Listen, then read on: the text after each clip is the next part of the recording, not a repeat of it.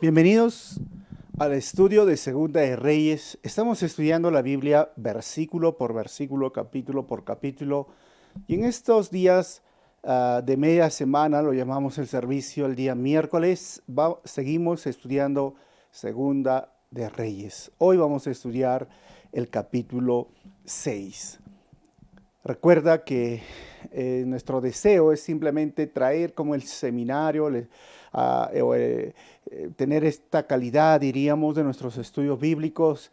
Y hoy vamos a estudiar ese texto narrativo que me hacía recordar la historia de un niño que su mamá le preguntó después de salir de la escuela dominical. Su mamá le preguntó: hijito, ¿dónde vive Dios? Y su hijito se puso a pensar y entonces la mamá le dijo: recuerda que Dios vive en el cielo. Y el niñito dijo: no, no vive en el cielo. Y la mamá le dijo: oye, acabas de salir de la escuela dominical y vas a decir que Dios no vive en el cielo. Y el niñito le dijo: no, mamá, no vive en el cielo. Diosito vive en mi corazón. O sea, esto es algo muy interesante, ¿no? Porque es una verdad bíblica. Sabemos que Dios reina, gobierna, está sosteniendo el universo, el cielo. Es Dios tan lejano que podríamos decir: ¿dónde es el tercer cielo?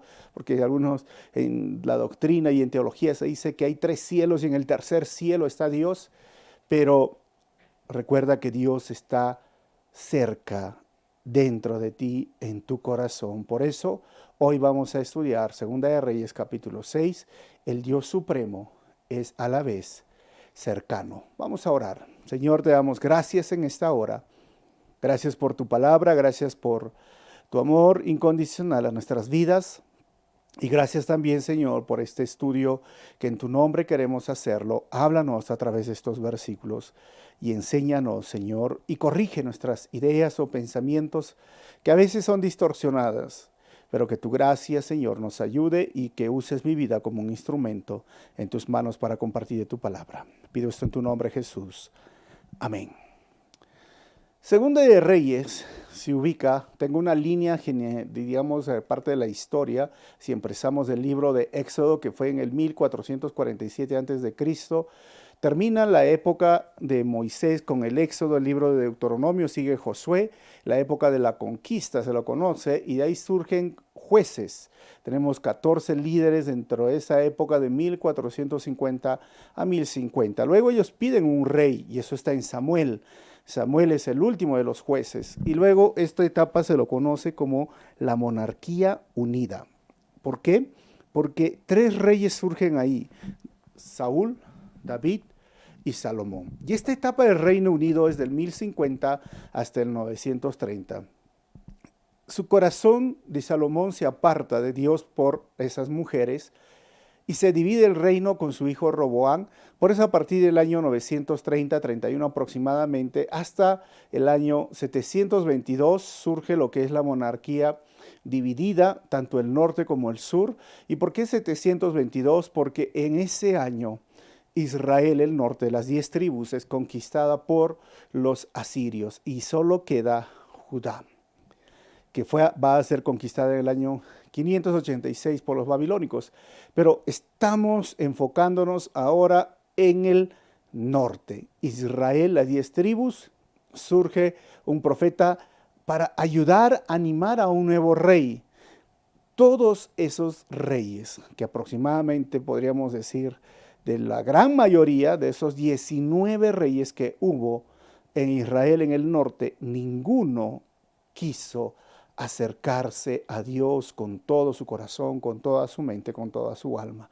Dios envió vez tras vez profetas y profetas para hacer milagros y prodigios, pero ellos como que consideraban a Dios un Dios en minúscula más, o básicamente un ídolo más. Y es en medio de esta situación que surge ese profeta Elías, que ya hemos estudiado, y hoy vamos a estudiar acerca de Eliseo y vamos a ver cómo Dios es tan majestuoso, pero a la vez tan cercano. Dice el libro de Elías, vamos a ver desde el versículo 1 al 7, Eliseo hace flotar un hacha. El libro de Reyes, perdón, va a contar esta historia. Del 8 al 23 vamos a ver Eliseo atrapa al ejército sirio.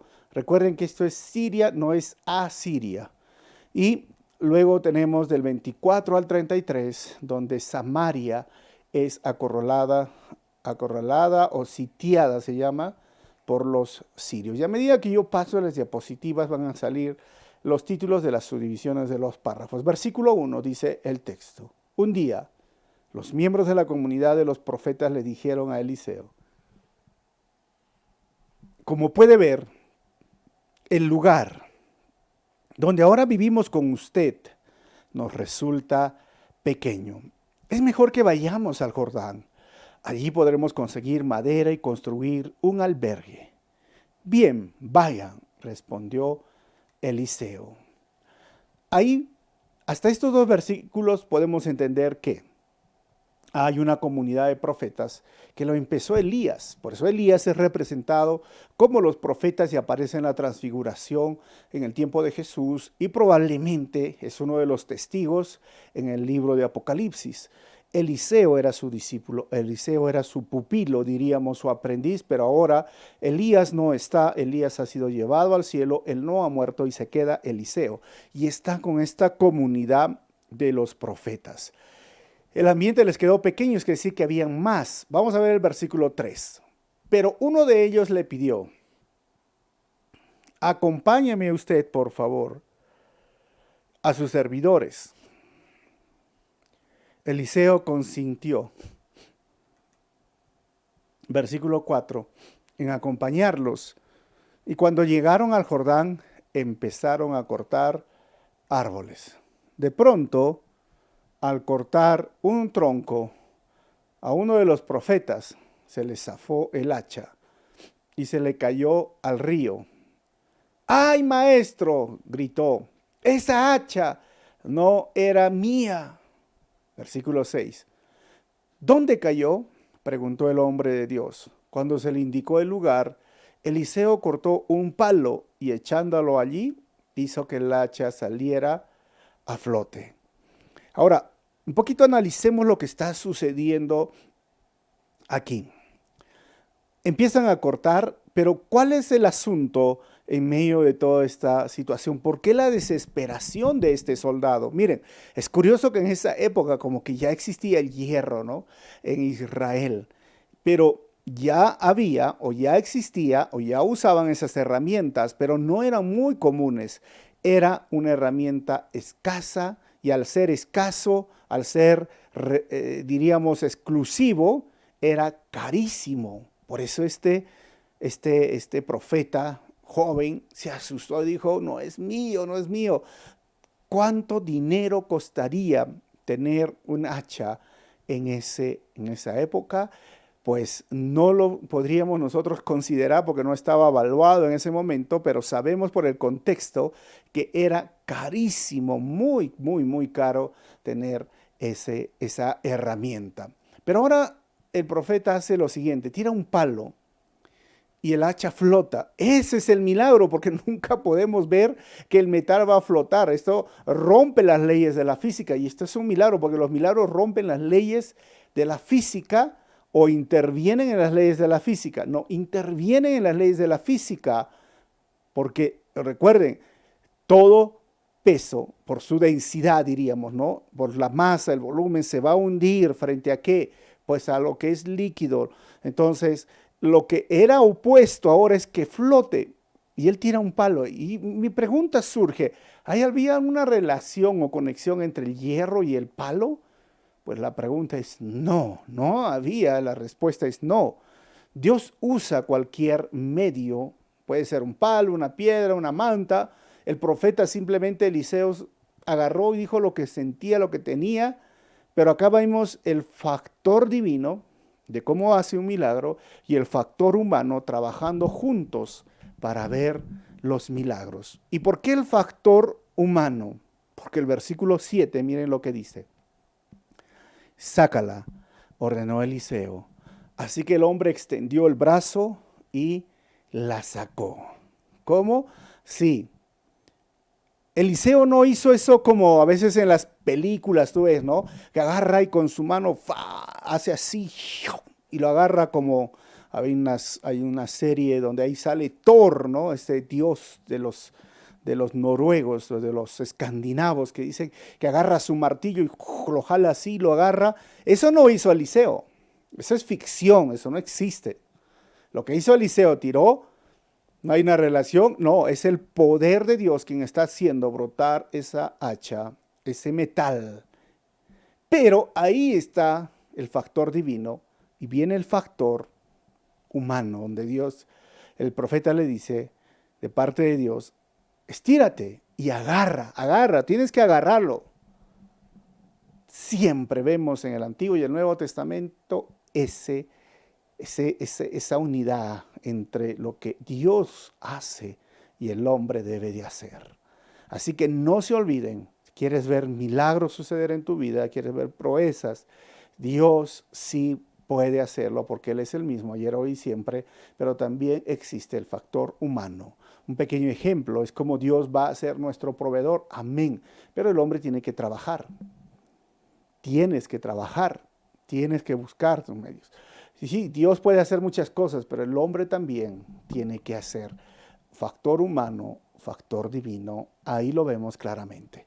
¿Qué sucedió después? Miren, el primer milagro, Eliseo atrapa al ejército sirio. Versículo 8, el rey de Siria que estaba en guerra con Israel, deliberó con sus ministros y les dijo, vamos a acampar en tal lugar. Y ahí tenemos un mapa de Israel, el rey de Siria, que es Harán, ahí está la tierra, Dotán, que es el lugar donde se encontraba Eliseo, y Joram era rey de Israel en ese momento, hijo de Acab.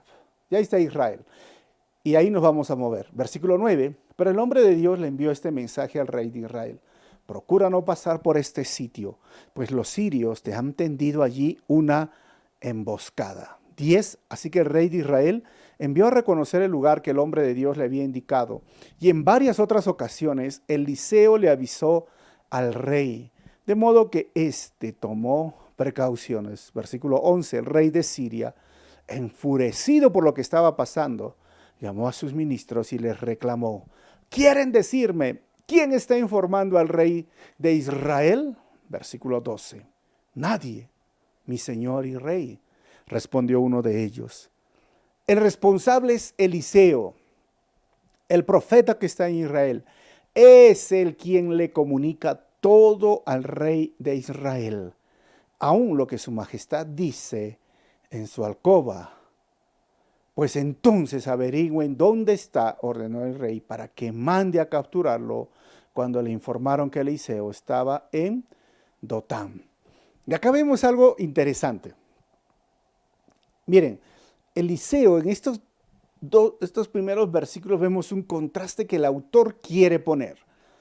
Porque Eliseo está ayudando al rey y está ayudando a un ejército, está ayudando a una nación para que no sufran este ataque por los sirios, este rey que quiso simplemente ponerse en problema, en guerra con Israel. Pero vemos el cuidado de uno de sus siervos, de uno de sus hijos, si lo podríamos llamar así, que se le cae un hacha. Te dirá, pero ¿qué un hacha? Que se te cayó una herramienta, ya, ¿cuál es el problema? Pero ese es el Dios soberano, el Dios supremo, el Dios todopoderoso, que puede hacer ese milagro, pero a la vez también puede librar a todo un ejército, a toda una nación, para que no caigan en manos del enemigo. Es decir, Dios está en control del universo, Dios está en control de una nación, Dios está en control de los reinos, pero también Dios está en control de tu familia y de tu vida personal, porque así es Dios. Conoce todo lo que está sucediendo en el mundo, pero conoce lo que está sucediendo también en tu mundo. Así que por eso decía el escritor de Hebreos, acerquémonos a Dios confiadamente, No es que Dios, algunos piensan, como decía, ¿no? Al principio, Dios está en el cielo y parece que Dios no me mira lo que yo estoy pasando, lo que yo estoy sufriendo, mi necesidad o mi oración. No, Dios sí te ve, Dios sí te escucha. ¿Por qué? Porque a la vez que está en el cielo y está reinando y está sentado en su trono, también está en tu corazón. Eso se llama la omnipresencia de Dios. Dios está en todo lugar. Y aquel que es hijo de Dios y aquel que quiere andar correctamente se alegra en esta verdad porque puede sentir, siento tu presencia, Señor, puede decir. Pero aquel que está pecando, aquel que se está portando mal, aquel que tiene una mala conducta, aquel que atenta contra los mandamientos de Dios, debería de recordar esta verdad. Dios está mirándote. Dios está observando lo que tú estás haciendo cuando piensas que nadie te observa.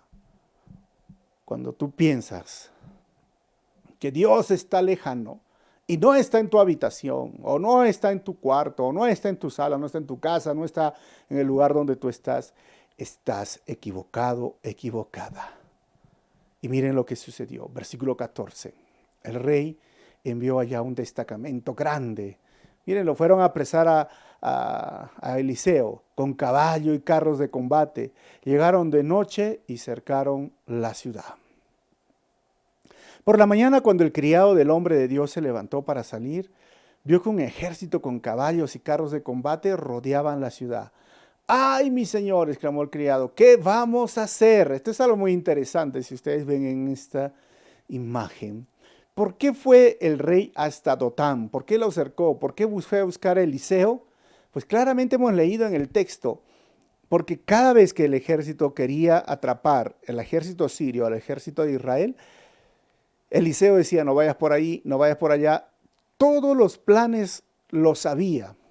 ¿Y cómo es? ¿Que había un espía? No, miren que Dios estaba escuchando. Por eso decía sus generales a este rey Siria, aún lo que tú cuentas en lo más secreto, lo más bajito y que le puedas decir, hablen despacio, casi en silencio, susurren, ¿no? Es como decir, ya nos vamos a ir por tal camino, ya. Dios lo escuchaba, Dios lo sabía. Y Dios le avisaba al profeta, ¿sabes qué? Eliseo, los sirios han dicho que va a ir para allá. Eso, lo que estoy hablándote, es la omnipresencia de Dios, la omnisciencia. Dios lo sabe todo, Dios está en todo lugar, así que no te puedes esconder de Dios. Por eso el salmista decía, ¿a dónde puedo huir de tu presencia? Si voy a lo alto de la montaña, ahí tú estás. Si me voy al fondo del mar, ahí tú estás. Y ni aún la palabra está en mi boca. Y Señor, tú ya lo sabes todo. Eso es algo increíble y así es nuestro Dios y así actúa a sus siervos. Pero eso se llama el don de ciencia o el don de conocimiento en Primera de Corintios. En el capítulo 12, en el capítulo 14 habla de los dones espirituales, especialmente en el capítulo 14, el don de palabra, de ciencia, de conocimiento. ¿Y qué significa? Que Dios conoce lo que tú estás viviendo en el presente y lo revela a sus siervos o a aquellos que hoy tienen ese don y sin que se les haya llegado el chisme santo, como muchas veces hablamos, ¿no? Ellos se dan cuenta y saben. Dios revela. Dios ha usado muchas veces ese don en personas que conozco y aún en mi vida. Yo digo, algo está pasando, esto está sucediendo. Y no confundan con el don de la sospecha, ¿no? Ustedes saben que hay el don de la sospecha. Ese no es bíblico, pero hay personas que sospechan de todo, ¿no? Si te ven así triste, dice, ¿qué está pasando? Si te ven alegre, algo le pasa. Todo te está observando. Ese es el don de la sospecha. Eso no estamos hablando. Estamos hablando de un don dado por el Espíritu Santo para encontrar o descubrir o revelar asuntos que aquellas personas lo hacen a escondidas, pero para los propósitos divinos, santos, de la extensión de su reino, o podríamos decir, para la extensión de la misión de Dios, para poder entender y vivir en santidad en una iglesia, en un lugar, se revelan. Porque Pablo eso le decía a Corintios. Esos dones, el don de ciencia, el don de conocimiento, te lo dice. No tienes que adivinar, te lo dice.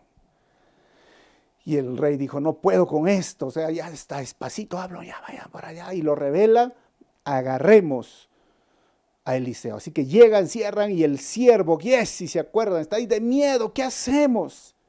¿Qué hacemos? Le decía a Eliseo. Y el versículo 16 le dice, no tengas miedo, respondió Eliseo, porque los que están con nosotros son más que ellos. No tengas miedo. ¿Cómo así? Miren, versículo 17. Entonces, Eliseo oró, Señor, ábrele a Giezi los ojos para que vea. Y el Señor así lo hizo.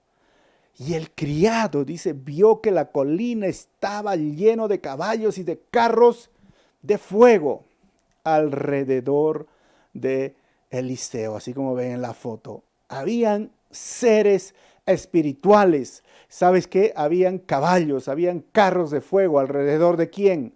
De su siervo Eliseo. Algo es interesante acá, miren. Su criado está de miedo y él le dice, no tengas miedo. ¿Por qué? Porque son mayor los que están alrededor nuestro de los que están aquí. Algo mismo encontramos en el Nuevo Testamento, ¿recuerdan? Mayor es el que está en nosotros que el que está en este mundo. Son seres espirituales. Obviamente no los podemos ver, pero como que Eliseo lo veía y lo único que pidió en oración es, Señor, ábrele los ojos espirituales o los ojos de la fe, no sé cómo lo podríamos decir, y que vea qué hay alrededor. Es algo interesante porque siempre estuvieron allí. Dios no agarró, miren, en este momento y va a suceder algo espectacular, todos los sirios no están viendo el ejército sirio, sino lo que Eliseo le pide a Dios. Tampoco le dice, cambia el corazón de Eliseo, simplemente dice, hazle ver, ábrele los ojos. Yo creo que, hermanos, hoy muchas personas necesitan sus ojos ser abiertos a ver a las verdades espirituales. ¿Sabes? Necesitamos ver a través de los ojos de la fe y permitir que Dios nos muestre cómo está obrando en medio de nuestros tiempos.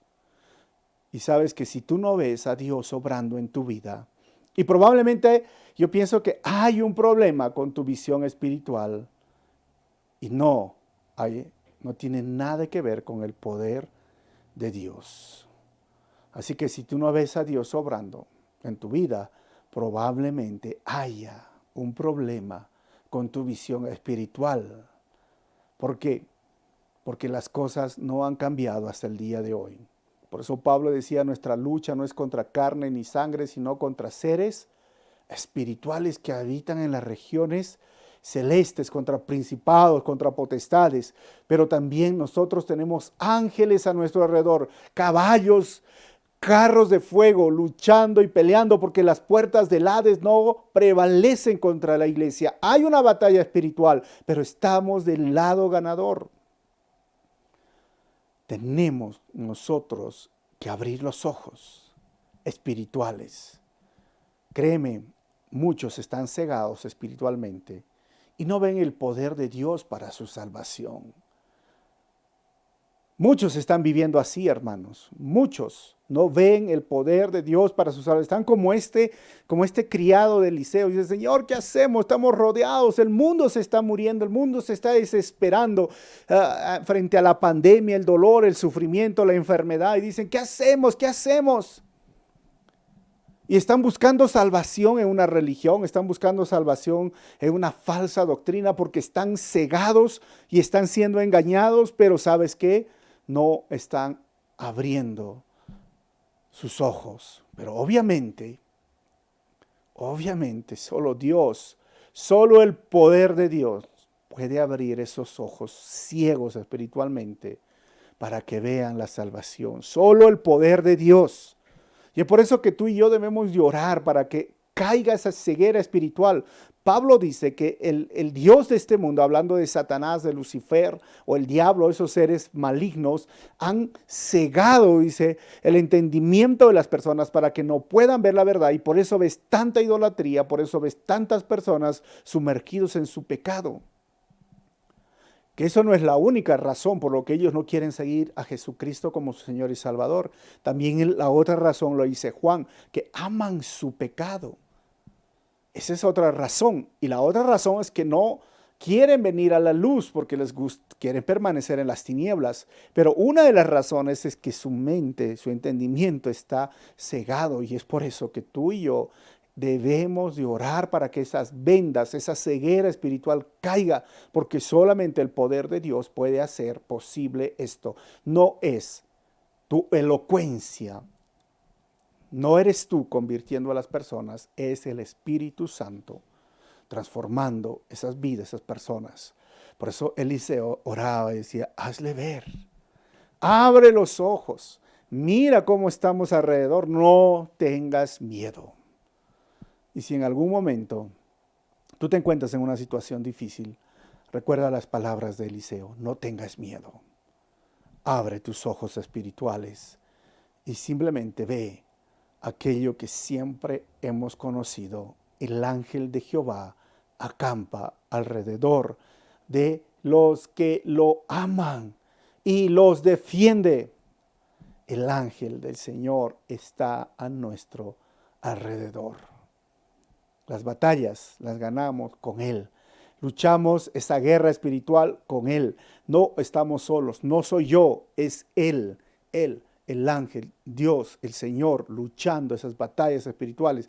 ¿Qué me toca hacer a mí? Orar, buscar el rostro del Señor, estudiar su palabra, someterme a Dios, obedecer sus mandamientos. Pedro dijo eso, sométanse a Dios y el diablo huirá de vosotros. Muchos tienen problemas y muchos están perdiendo esa batalla. ¿Sabes por qué? Porque no se someten a Dios. Versículo 18. Cuando ya los sirios se acercaban a él, Eliseo volvió a orar y dijo, Señor, castiga a esta gente con ceguera. Y el Señor hizo lo que le pidió Eliseo. Y miren cómo les vino, como un rayo, y les puso ahí esos ojos. 19. Luego Eliseo les dijo, esta no es la ciudad donde iban. Han tomado un camino equivocado. Sígame que yo los llevaré donde está el hombre que buscan. Pero los llevó a Samaria. Uno dice, oye, acá está mintiendo Eliseo. No, no está mintiendo. Tiene un plan y le está diciendo, yo los voy a llevar donde el hombre que buscan, y se van a Samaria. Y obviamente, ¿qué sucedió? Miren, versículo 20. Después de entrar en la ciudad, Eliseo dijo, Señor, ábrele los ojos para que vean. Y el Señor así lo hizo. Y ellos se dieron cuenta de que estaban dentro de Samaria. Así que miren, de Dotán se fueron ¿hasta dónde? Hasta Samaria. ¿Qué nos dice esto, sabes? Que los ciegos espirituales son fácilmente engañados. ¿Cómo? Sí, ellos no estaban como ciegos que no veían el camino, simplemente estaban como, ¿cómo lo podríamos llamar? Ciegos parcialmente, o Dios como que había cambiado el rostro de Eliseo, ¿no sabían? Eliseo era sin cabello, peladito, no calvo como decimos nosotros. Entonces Eliseo, bien, se acercan donde Eliseo y Eliseo mismo está ahí. Pero es como que esa ceguera que les puso espiritual y les dijo Eliseo mismo, yo sé, yo los voy a llevar donde está el hombre, síganme. Cuando él era el hombre, pero llegan a Jerusalén, llegan a Samaria, no, Jerusalén era el sur, llegan a Samaria y dice, ábrele los ojos. Y yo, estamos en Samaria, tú eres el hombre. Miren lo que pasó, versículo 21. Cuando el rey de Israel los vio, le preguntó a Eliseo, ¿los mato, mi señor? ¿Los mato? Y estaba por matarlos, miren, porque ahí estaba en Samaria, y Eliseo dice, no, 22, no los mates, contestó Eliseo. ¿Acaso los has capturado con tu espada y tu arco para que los mates? Mejor sírveles comida y agua para que coman y beban y que luego vuelvan a su rey. Esto es interesante, miren, es otro milagro. Por eso digo que los ciegos espiritualmente son más fáciles de ser engañados. Por eso hay tantas personas sumergidas en religiones, en sectas, en filosofías, porque están ciegos espiritualmente. Por eso hay que orar y pedir para que esa ceguera espiritual caiga de la vida de los incrédulos, de aquellos que están metidos en otras religiones o sectas. Pero yendo al punto, no lo mates. Lo que quería Eliseo era, no te puedes llevar la gloria de algo que tú no has hecho, Dios lo hizo. ¿Y qué tienes que hacer? Bueno, dales de comer, dales de beber, que coman, que disfruten. Miren el versículo 23. Y así que el rey de Israel dio un tremendo banquete. Cuando terminaron de comer, los despidió y ellos regresaron a su rey, y las bandas de sirios no volvieron a invadir el territorio israelita. Tremendo banquete que había: pavo, había carne, había pollo a la brasa, había ají de gallina, ceviche, no sé, lomo saltado. Bueno, yo hablo como peruano, pues, ¿no? Todo estaba ahí, su pollito, la salchipapa con su mayonesa, su ají, todo. Entonces se llenaron, imagínate llenar ese estómago de los hombres. El rey hizo, dijo, wow, ya mejor nos han tratado bien, eran nuestros enemigos, mejor ya no vamos contra Israel. ¿Qué fue lo que hicieron ellos? Pues lo que dijo Jesús y lo que está en Proverbios 25, 21 al 22. ¿Qué dice? Si tu enemigo tiene hambre, dale de comer. Si tiene sed, dale de beber. Actuando así, harás que se avergüence de su conducta y el Señor te lo recompensará. En otras versiones habla, vas a poner ascuas sobre tu cabeza. Eso es, hacer el bien a aquellos que te tratan mal. Versículo 24, Samaria es acorralada por los sirios. Dice ahora el versículo 24, algún tiempo después, y ese algún tiempo después parece años, no solamente es como una semana, años. Samaria va a sufrir una hambruna desesperante. Ben-Hadad, rey de Siria, y este parece Ben-Hadad II, rey de Siria, movilizó todo su ejército para ir a Samaria y sitiarla. Y sitiarla significa, como en esta foto, hay un círculo rojo, ustedes ven los ejércitos sirios en pequeñitos que están ahí, es decir, se ponen afuera de la ciudad y no dejan salir a nadie ni dejan entrar a nadie. ¿Y cuál es el problema con eso? Pues que tampoco la comida puede ser llevada a ese lugar. Entonces, es como hemos experimentado este 2020, la cuarentena. Estar en casa, no salir de casa. Nos hemos sentido como prisioneros, ¿verdad? Nos hemos sentido así como en una jaula, como aquellos que tienen esos animalitos en jaula, y dice, y están felices que las ven en la jaula, o aquellos mascotas, a unos perritos los amarran, dice, así debe ser. Ahora te tocó vivir así, pues, ¿no? Te tocó vivir encerrados. Cada uno de ustedes, cada uno de nosotros, si algunos se han estresado, han estado mal, eso era sitiar, no sales para nada. ¿Cuánto tiempo? Bueno, pasó mucho tiempo. Quizás los sitios o cercar una ciudad no era una semana. La última vez que sucedió, o la penúltima en Israel, y no era la primera vez que sucedía contra el pueblo de Dios, contra Judá, cuando vino Nabucodonosor, duró 18 meses. 18 meses rodeó Nabucodonosor la ciudad, y en esos, tú sabes, un año y medio, quizás tú aguantes pues ¿cuánto? 6 meses, 7 meses con la comida que tienes, pero un año y medio hubo cosas desastrosas. El otro sitio o la otra vez que enfrentaron el pueblo de Dios fue en el año 70 después de Cristo. Fueron 3, miren, vemos acá Israel, Samaria, luego vemos Judá en el sur con Babilonia, y luego vamos a ver después de Cristo, Tito, que era general, hijo de Vespasiano, todavía no era emperador, rodeó. Algunos dicen por 2 años, mató más de 1 millón de judíos dentro de la ciudad. Algunos se fueron a la fortaleza de Masada. En ese momento se quedaron en Masada, pero eso es parte de la historia, es decir, no es la única vez que ellos sufrieron este sitio. Sitio, entonces, es rodear la ciudad. Versículo 25. El sitio duró tanto tiempo que provocó un hambre terrible en la ciudad, a tal grado que una cabeza de asno llegó a costar 80 monedas de plata y un poco de algarroba 5. O sea, una cabeza de burro, de asno, ¿estás hablando? Sí.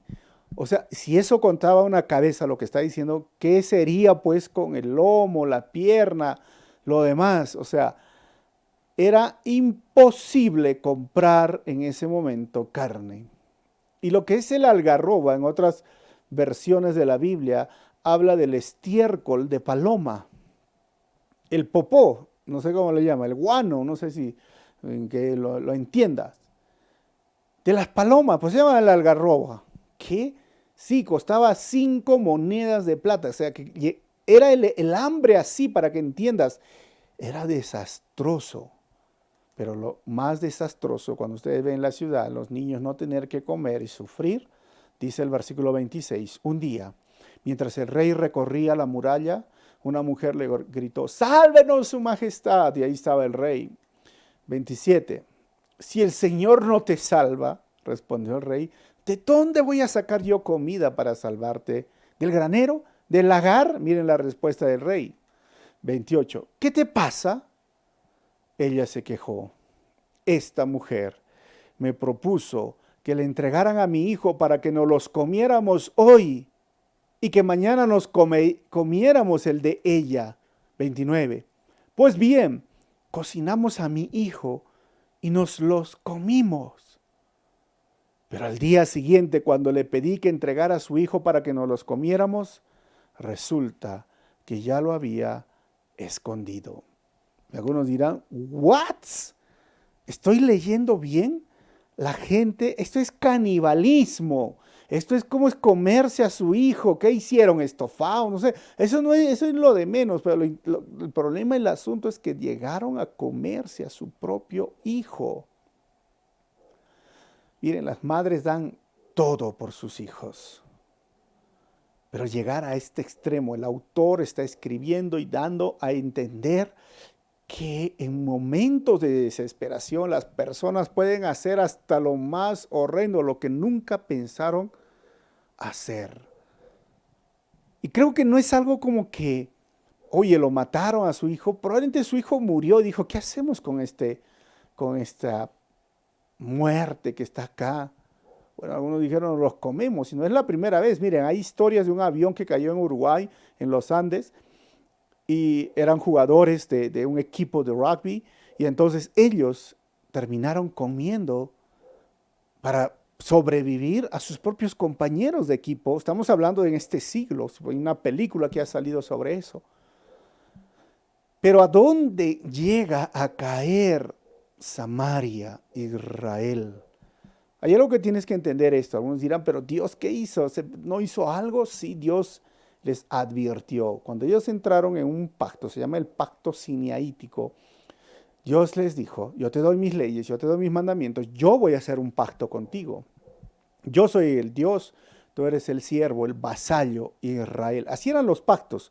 No eran de igual a igual, eran yo, el rey, diríamos, que ahora te conquisto, vamos a hacer un pacto. Ok, tú vas a ser el vasallo, yo pongo los términos, hay una señal sobre este pacto y hay bendiciones y hay maldiciones si se obedece el pacto, bendiciones, si se desobedece, maldiciones. Claramente les estableció esto cuando el pueblo de Israel salió de Egipto, el pacto de redención, el pacto de Sinaí, y ellos desobedecieron.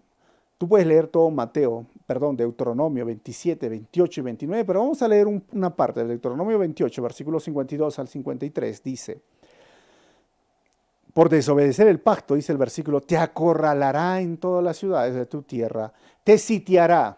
Hemos hablado, mire, se está cumpliendo el pacto, la maldición, hasta que se derrumben esas murallas fortificadas en las que has confiado. Te asediará en toda la tierra y en las ciudades que el Señor tu Dios te ha dado.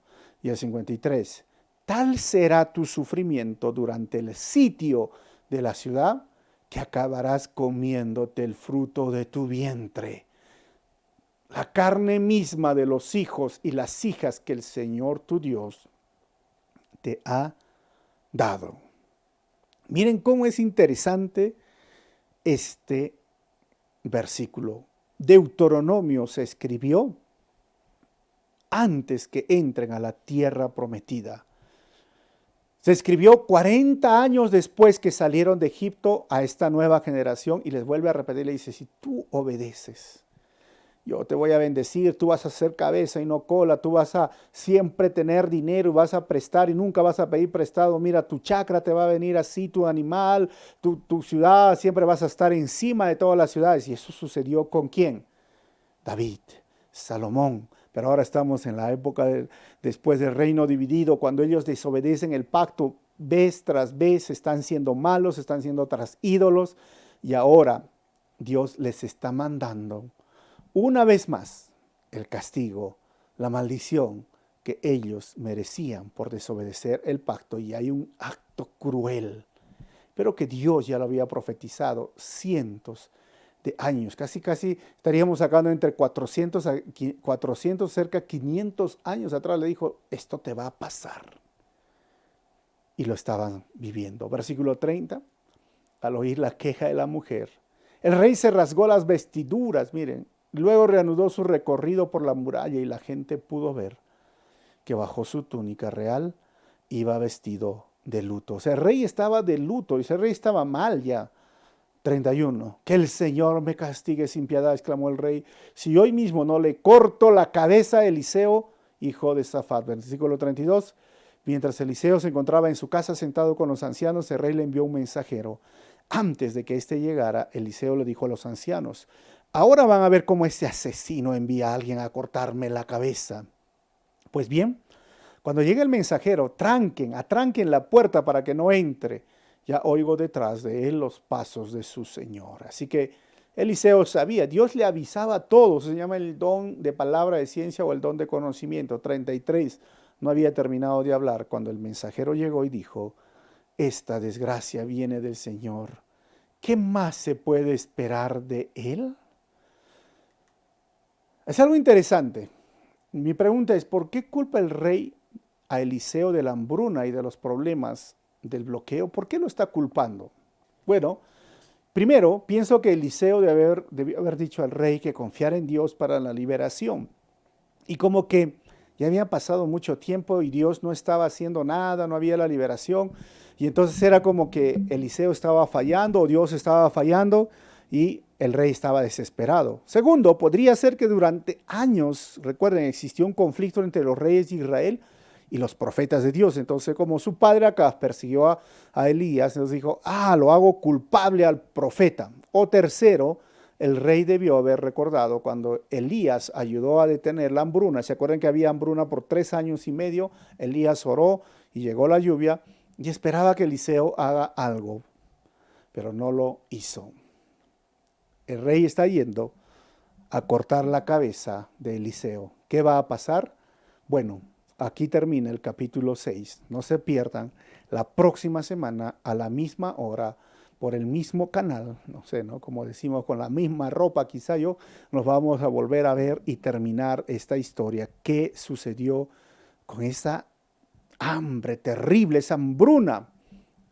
Logró hacer el rey lo que pensaba con Eliseo. ¿Cómo ayudó Dios al pueblo de Israel? ¿Qué sucedió? La próxima semana lo vamos a estudiar. Pero hasta ahora me gustaría terminar este estudio con 4 conclusiones. Primero, Dios está cuidando el universo, una nación y también tu vida personal, porque Él está en todo lugar para ayudarte. Número 2, si no ves el poder de Dios moviéndose en el mundo para salvarlo, solo necesitas mirar con los ojos de la fe. Y tercero, recuerda que el pacto de la gracia es mejor que el pacto del Sinaí que te expliqué. Mas Dios no deja de disciplinar a los que desobedecen hoy su palabra. Dios disciplina al que tiene por hijo. Y cuarta conclusión, sin fe es imposible agradar a Dios. Dios estaba ahí. Como lo salvó hace poco, como agarró esa hacha, hizo flotar, o como abrió los ojos de Giezi para ver esos caballos, esos carros de fuego. Pero ahora el problema es un asunto de fe con el rey Por eso, sin fe es imposible agradar a Dios. ¿Te hace falta fe? ¿Necesitas fe? ¿Quieres abrir tus ojos espirituales? Oremos y pidámosle a Dios: Señor, fortalece mi fe. Los discípulos dijeron: Señor, ayúdanos en nuestra fe. Queremos realmente creer. O abre tus ojos espirituales y ve el mover de Dios en medio de esta pandemia. Dios sigue obrando. Dios no está en cuarentena, el Espíritu Santo no está en cuarentena, su poder no está en cuarentena. Así que si tú estás agachando la cabeza como cristiano y decir: ¡ay, qué terrible este mundo! No, Dios está obrando. Dios sigue actuando. Vamos a cerrar nuestros ojos. Señor, gracias por este tiempo. Gracias por tu palabra y gracias por lo que hoy venimos estudiando. Abre nuestros ojos, Señor, para ver tu grandeza siempre. Y oro por las personas que están escuchando esta enseñanza. Abre sus ojos espirituales. Abre sus ojos de la fe para que vean cómo tú hoy estás obrando y cómo tú quieres hoy usar la vida de cada uno de ellos en fe. Que sean instrumentos en tus manos, Señor, cada uno de ellos. Y oro una vez más por cada familiar, por cada persona conocida, por cada amigo de los hermanos de la iglesia o los que están escuchando este sermón, que todavía no se han acercado a ti, que todavía no son salvos. Oro para que caiga esa ceguera espiritual, Señor, en tu nombre. Y ten misericordia de ellos y sálvalos. Pido esto en tu nombre, Jesús. Amén. Dios te bendiga. Nos vemos entonces el próximo miércoles a las 7 de la noche. Y si deseas colaborar o ser parte de lo que Dios está haciendo en la iglesia y extender el reino de Dios, va a salir la forma en que puedes dejar una ofrenda, un diezmo en una cuenta bancaria o en PayPal si estás fuera de aquí. Dios te bendiga.